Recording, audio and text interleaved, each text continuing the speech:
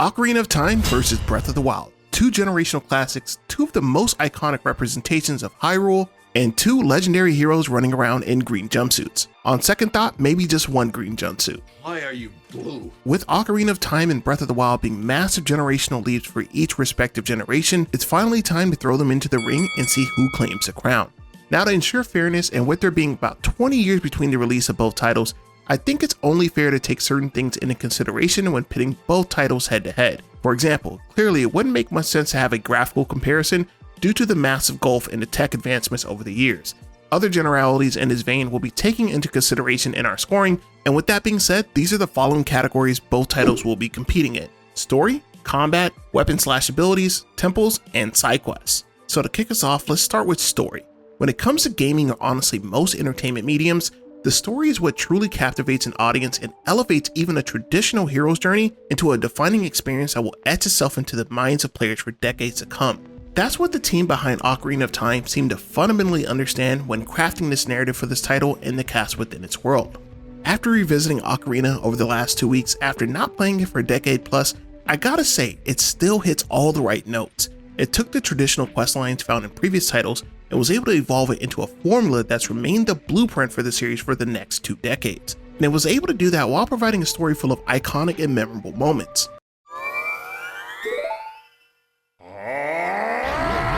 What struck me the most during my playthrough is just how genuine the story is, which is something that gave me an omega dose of nostalgia for an era long past in gaming. Back when good guys were simply good and not every story needed a redemption arc for its antagonist or sympathetic villains. Maybe it's just this ape brain of mine, but it was a welcome remembrance of what was. The simplicity of the overall narrative just works, and the closest thing this game even has to a twist is a revelation that Sheik is Zelda, which most players could have put together well before the reveal. And you see, here's the thing about Ocarina of Time's story. On paper, it's extremely linear to the point of almost being too rigid at certain points. You collect 3 elemental stones, you awaken the 6 sages, then you fight Ganon. That's a uniform experience most players will have during their playthroughs. While there may be a little bit of wiggle room with some aspects, the title is tailored towards a very implicit direction. Point A to point B to point C. The game very often locks progress to newer locations behind quest-specific items that can only be found during the paint by numbers. This formulaic approach is something that's completely upended in its entirety within Breath of the Wild. Once you complete the opening portion of the Great Plateau, you're given some pretty vague direction and left to your own devices. You could go straight up to Ganon if you choose and complete the game in less than 30 minutes. But it's this lack of direction that provides the vehicle for freedom of exploration within this new world, and some might argue that this is more engaging than anything that the story of Breath of the Wild ever attempts. Trading structure for freedom of choice allowed the game to flourish into whatever the player wanted it to be. Save her, Link. Save the princess. Save Princess Zelda. However, what Ocarina lacks in freedom, it makes up for in cohesion. Its story, while very much being on the fundamental side, is extremely sentimental in nature, and the characters you meet during your quest all have their own memorable flair, even if they all have extremely limited screen time during your quest. Little goofy moments like this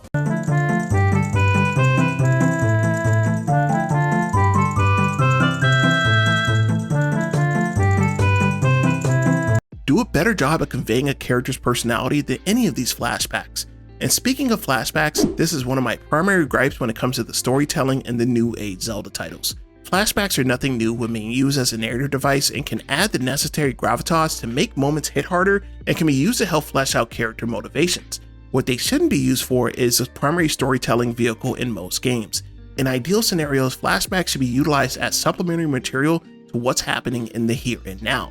So as I'm sitting here going through a dozen flashbacks, I can't help but ask, why am I not playing this game? That looks fucking awesome. Thankfully, Nintendo ultimately did remedy this, but that story eclipses anything Breath of the Wild has going for it on a narrative level. Throughout my entire playthrough, I had this almost sneaking, nagging feeling that something was missing in Breath of the Wild. While the scale in the world had improved tenfold over the likes of Ocarina, it seems to have lost something along the way. The legend of Zelda is the primary reason most players are here. The legend. We're gathered here today to experience a tale that will provide players with a lasting impression on the world and cast of characters while watching said legend unfold before them. And that was something I never once felt in Breath of the Wild. A primary casualty of the ambitious new open world setting is the intimate nature of previous Zelda stories and definitely the emotional payoff at the conclusion of your quest. Link feels like he's a bit on a Ghost Whisperer journey, aiding long-slaying allies you really can't do anything for, to assist a princess we never see with our own two eyes until the last minutes of the game. And while yes, we're given a host of current reps for each race to interact with, even with voice performances, none of those four are truly memorable characters. This leads to a very hollow feeling at the conclusion of the tale, as opposed to Ocarina, who again, while not having the world's strongest narrative or characterization, is consistent throughout with its themes and tones throughout your journey.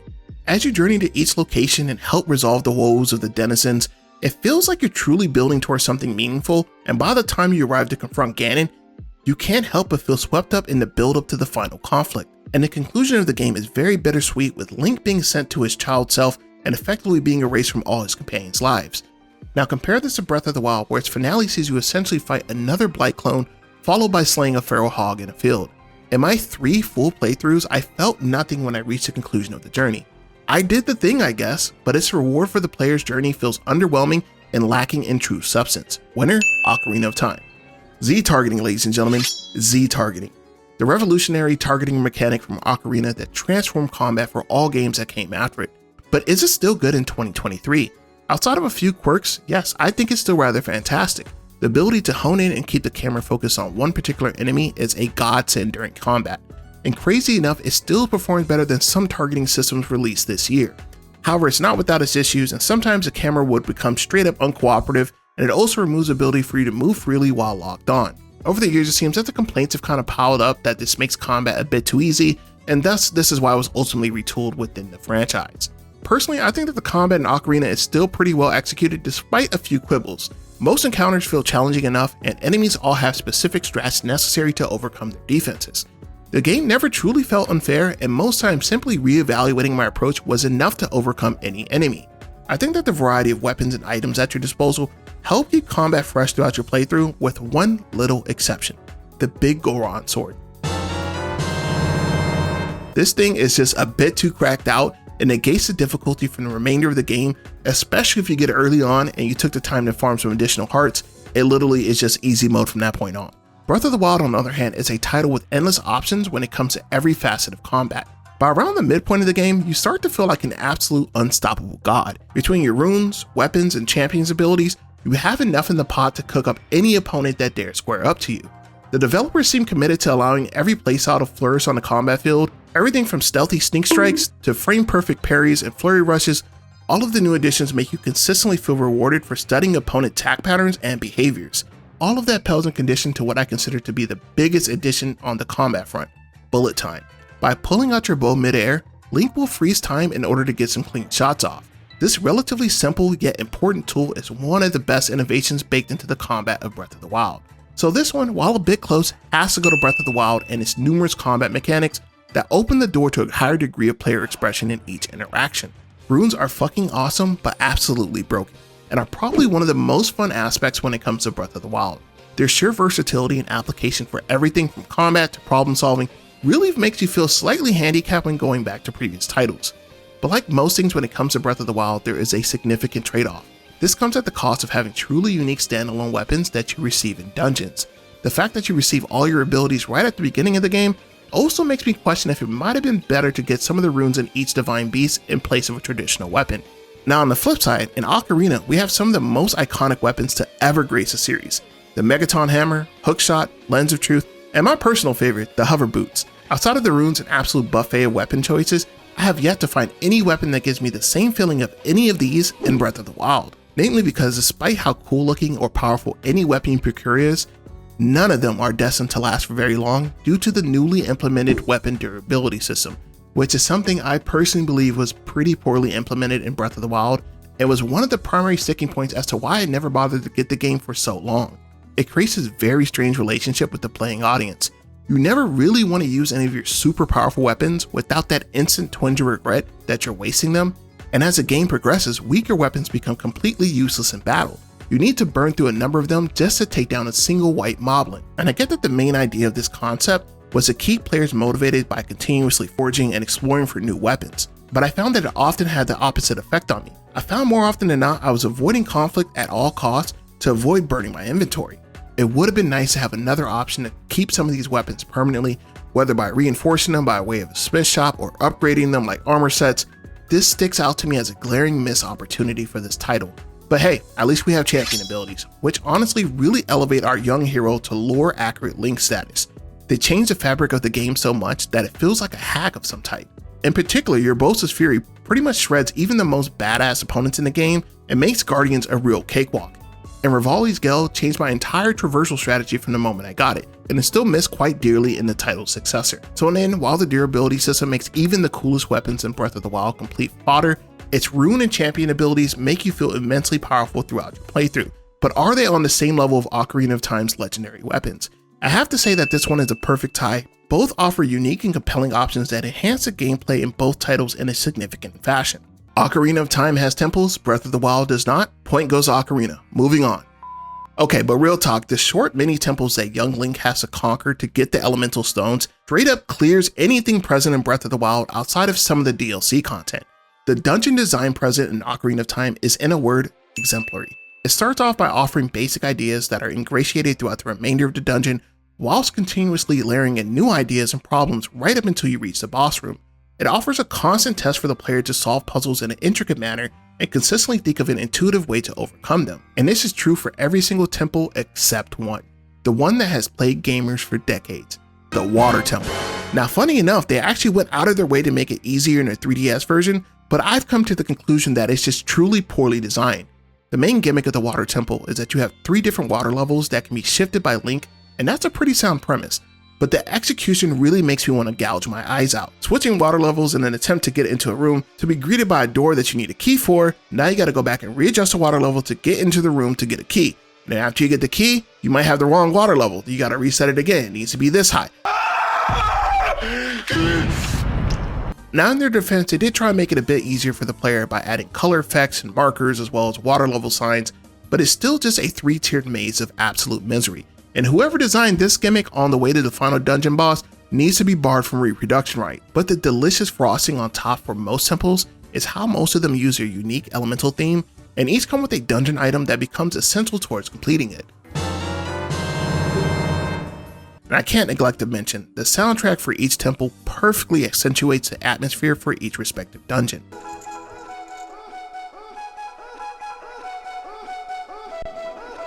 Now for Breath of the Wild. Funny enough, I actually think that the lead up to each divine beast is significantly cooler than anything that happens after you set foot inside of them. They all feel like slightly bigger shrine puzzles, and the basic idea of activating 4 nodes in order to complete each divine beast is just straight up bland. And while yes, you do make some pretty creative usage of your runes while inside the beast, the core problem solving doesn't feel too dissimilar from the 100+ shrines scattered in the overworld. One thing that slightly bugged me as well was that the respective elemental framing is hardly put to good use. If I showed you this picture and asked you to tell me which one is a fire-based dungeon, what would you say? And this issue is amplified even more within its boss designs. All 4 blights share the same design and ocular weak point, only one of them offering any type of variation, that being Thunderblight Ganon. Compare this to any of the temple bosses, or hell, even some of the sub-bosses in Ocarina, you can't help but feel that in their quest to create this new world and physics engine, that the temples and story structure took the biggest hit of all, which is a bit of a grand departure for the series. Ocarina takes this one hands down, and for a game 20 years in its senior, it kinda puts Breath of the Wild to shame. And the final thing I want to touch on is side content. Yes, glorious side content. It's like if the story and dungeons are the turkey and ham on your plate, the side content is all the other delicious side dishes that just elevate the game. I honestly think that shrines are a good idea, poorly executed. The fact that this is a sole method in-game to increase your hearts and stamina is quite dissatisfying to say the least. I will volunteer, however, that the puzzles inside them are pretty satisfying brain teasers, and the fact that there's numerous ways to complete each of them is actually pretty cool as well. It keeps with the game's motif that you can make your experience with it wholly unique. But honestly, after you've done about 10 or so of the shrines, the tedium slowly starts to creep in, and the realization that you'd potentially be doing these for hours on end if you have any intention to 100% the game is truly a sobering thought. However, the primary thing that Breath of the Wild has over all its predecessors in the series is that literally everything else in the world could be considered pretty decent side content. Just literally traversing the map and discovering new caves and regions is a game within itself. Packed within the world itself are fairly memorable and mostly rewarding side quests for NPCs that help fill in a bit of the void left from the bare bones main story. But one of the issues that slowly emerge with this type of gameplay is that in order to do anything truly meaningful as far as like getting weapon slot additions, you still have to complete monotonous Korok side trials, or if you would increase your armor rating, you have to go grind materials for fairy upgrades, and after the initial novelty of some of these tasks wears off, they can't be perceived as anything but busy work and creative padding. Now, I'm not saying that any of these things need to be effortlessly served up to the player on a silver platter, but everything seems unnecessarily grindy at times. If there was a bit of compromise within the design philosophy for the side content for Breath of the Wild, instead of saying you need to do this one thing in order to unlock this specific type of reward, if it was spread out in more diverse options, I don't think most people would have complaints. But honestly, that development might have just taken too long in order to offer diverse options for every little thing, for hearts, stamina, Korok seeds, weapon expansion, stuff like that. I think that it just would have been entirely too big of a task, so I understand why it is implemented the way it is. And on the flip side, the way Ocarina chooses to tackle its side content is in the exact opposite philosophy. You can obtain heart pieces in practically every region in the game through some form of minigame or slight puzzle. The thing that I grew to appreciate the most with this implementation was that the vast majority of the side content is woven into the game in a seamless manner.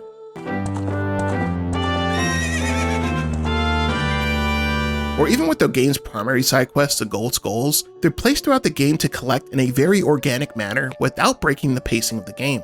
I would hazard a guess about 40% of the game's side content can easily be knocked out while handling the main story quests. And you know what? I really like that approach. Its accessibility entices players to actively attempt to try most of the side content without the commitment or aggravation of some of the shrines or Korok puzzles. So while Breath of the Wild is one big open world brimming with side content, in order to procure anything meaningful, this dooms you to going the route of repetitive quests. So in the end, when it comes to side content, I don't think either approach is necessarily terrible or, one better, significantly better than the other. Ultimately, I just think it comes down to preference. I personally really like the way the Ocarina handles side content, but the actual wealth of content available in Breath of the Wild is just staggering. The amount of stuff that they managed to chalk into it literally is, that's years and years that you could be playing the game on and off, trying to discover everything. So that one will also be a perfect tie. So in conclusion, going by the scoreboard, Ocarina takes it, but that result varies greatly depending on what you value out of your gaming experience. For some players, the wealth of content in Breath of the Wild will forever supersede anything in Ocarina of Time, and for others, the story of Ocarina of Time will be forever unrivaled until the end of time for them. In the end, it's all about the game and the experience and how it made you feel. These titles can arrive in our lives at very different periods of time. For me, Ocarina of Time arrived at a time when I was just a kid, and it was forever the gold standard I compared every other game to for some time. And while I'm just now enjoying Breath of the Wild well into my adulthood, I can appreciate the level of work and risk it took to upend most things we know about the Zelda series and push the genre into a new era. So in the end, neither is right or wrong, but for the record, I'd probably still have to go with Ocarina. But enough about me. Drop what you consider to be the best down in the comments, along with some reasonings as well. As usual, make sure you like, comment, and subscribe, and check out the channel for future Zelda content.